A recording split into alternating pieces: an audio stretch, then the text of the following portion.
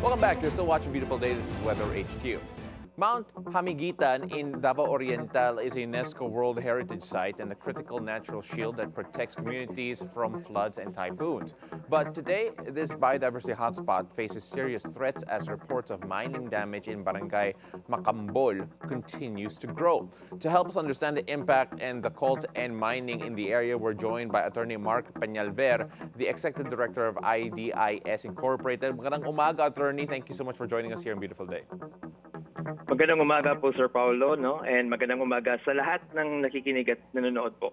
Attorney, bigyan muna natin ng introduction yung Mount Hamiguitan to the general public. Bakit po ito mahalaga in terms of yung ecology in the area and of course, paano ito na-designate as a UNESCO World Heritage Site? Yes po, no? Yung Mount Hamiguitan Wildlife Sanctuary was declared a UNESCO World Heritage and also an ASEAN Heritage Park. No, apart from that, it's also declared as part of the National Integrated Protected Area System of the Philippines. So, nakikita po talaga natin kung gaano ka-importante yung ecosystem ng Mount Hamiguitan. It's a home for different flora and fauna species, no? And there are also species that can also be found, only be found in Mount Hamiguitan. Kaya nga po, it's a key biodiversity area and it's very important to be protected kasi nga it's unique ecosystem kasi makikita mo doon yung mga bonsai or yung pygmy forests, no, yung maliliit na mga forests ng mga hardwoods and different kinds of species. So it's very important that this area is kept protected, no, from any threats and danger, and its ecological importance also helps, no, protect communities from any disasters, no, from typhoons, from landslide and any other calamity. So the protection of Mount Hamiguitan should be a paramount interest of everyone, especially the local government unit. Well, na-mention mo nga po that in Davao Oriental, it does act as a natural shield, especially against floods and typhoons. At the same time, though, even though it is acting as a natural shield, there has been damage being done to the area, in particular 200 hectares allegedly caused by mining activities in Barangay Macambol. Can you give us a bit more of a status update po on just how extensive the damage is with the mining activities? Yes po, sir. No, as you have mentioned, no, it already parang damaged 200 hectares of land, of forest lands, no, because of mining. So we've been raising this issue since 2015-2016. You know that yung mining malaki yung impact niya dun sa Mount Hamiguitan and of course Pujada Bay. So dalawa po yung protected area na naapektuhan nung mining area dito sa Barangay Macambol. Mount Hamiguitan on top, no, which is the UNESCO World Heritage Park, and also Pujada Bay sa baba, which is also part of the National Integrated Protected Area System ng Philippines and also identified as one of the beautiful bays in the world, no? So dalawang ecosystem yung naapektuhan nung Pujada Bay. Apart from the communities, yung contamination ng water, yung air pollution, and of course livelihood and food security ng community. So yung 200 hectares was greatly impacted, no, both the communities and both the ecosystem in Mount Hamiguitan and Pujada Bay. The IDIS is calling for the non-renewal of mining licenses in the area. Just so we have a timeline on if ever it does stop or rather hindi ma-renew yung mga mining licenses po. When do you hope rather that the mining licenses will not be renewed? And of course, what other action needs to be taken to ensure na hindi babalik yung mining sa area po na yan? So yung renewal naman po nung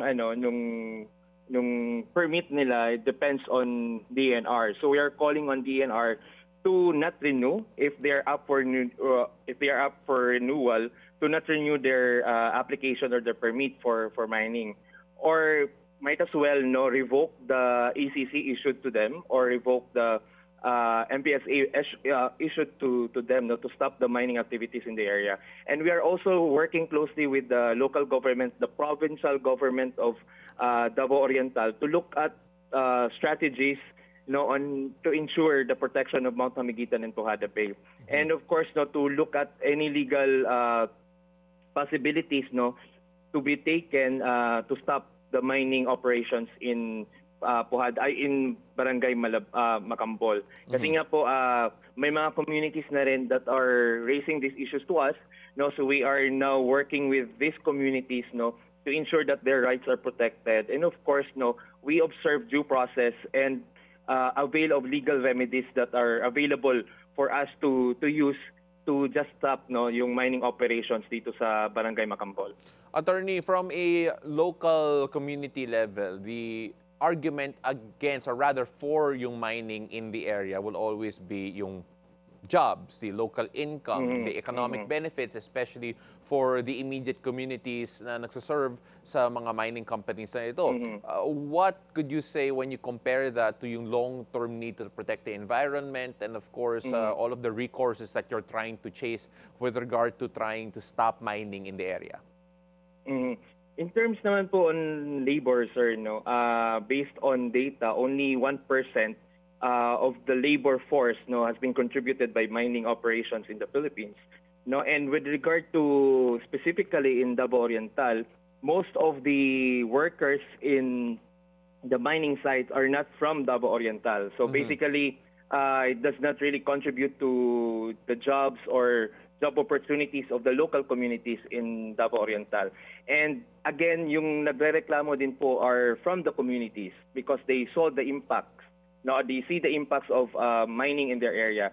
And of course, no, yung in terms of job opportunities, in terms of livelihood or employment, again, Davao Oriental is there's a big opportunity for tourism in Davao Oriental. No, and this should be focused more and this should be developed more by the provincial government of Davao Oriental and the local government units in the region. No, kasi nga mas malaki yung opportunity ng livelihood and employment in terms of talking about sustainable tourism, no, and food security. So these opportunities can be developed more to provide more employment, more livelihood opportunities for the community. So again, mining is not really the answer for this, as it is really very specific and mining requires technical expertise as well. So hindi po lahat ng mga job opportunities na in-offer ng mining industry are coming from the communities, no? So it's not really true that they contributed a lot in job opportunities for the community. Attorney, let's take a look at yung mga gaps or failures in the different levels of both local governance or even legislative that have allowed mining to actually occur in a protected area. I'm sure you've studied this at the many different levels po. Where did you feel that the gaps or failures were that actually allowed mining to occur near a UNESCO heritage site and of course around protected areas? Yes. The mining was allowed, no, because of technicalities, actually, sir, no. We already raised this one to DNR, Region 11, questioning, no, why the mining has been approved in closely located in Hamiguitan and Pujada Bay. But we were told that the mining is outside the both protected areas. So technically, they are allowed to mine in that area because they are not located within the protected area or within its buffer zone. So technicalities really worked, sir, no, against us or in favor of the mining industry because they are located outside these protected areas.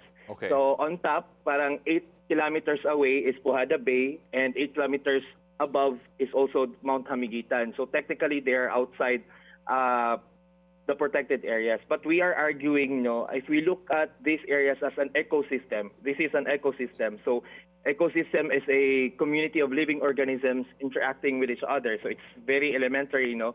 So what we do in this area would greatly impact Mount Hamiguitan's ecosystem and Pujada Bay because again, yung air pollution, yung pollutants going to our ocean would affect the coral reefs found in Pujada Bay. Yeah. Yung air pollution would also contaminate or impact species found in Mount Hamiguitan. So it doesn't really matter if it's within or closely located, no, in both protected areas. Ang in-argue po natin dito is that this kahit 8 kilometers yon, ang impact nun is very close lang talaga, no? Yeah. So this should have not been allowed. So technicalities po yung nangyari. So they were allowed because of these technicalities. So I think it is just a matter of political will from the local government units, from the provincial government, and of course from our national government agencies to ensure Attorney. that these areas are protected.